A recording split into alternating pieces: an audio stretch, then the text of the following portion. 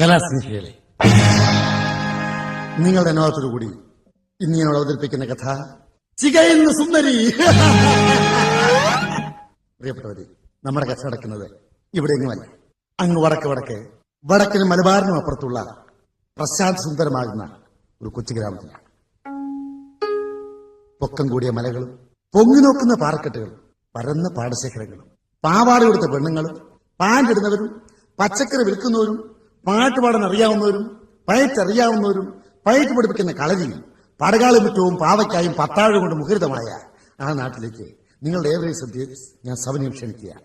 അതാ നിങ്ങൾ വിളിക്കുന്നു, വടക്കൻ മലബാറിലേക്കുന്നു. സസ്യശ്യാമള കോമളമായ കേരളം, പ്രകൃതി രാമലീല താളം കെട്ടി നിൽക്കുന്ന മനോഹരമാകുന്ന കേരളം. ആ കൊച്ചു കേരളത്തെ കുറിച്ച് വർണ്ണിക്കുകയാണെങ്കിൽ, അതെ, നമ്മുടെ കേരളത്തെ കുറിച്ച് വർണ്ണിക്കുകയാണെങ്കിൽ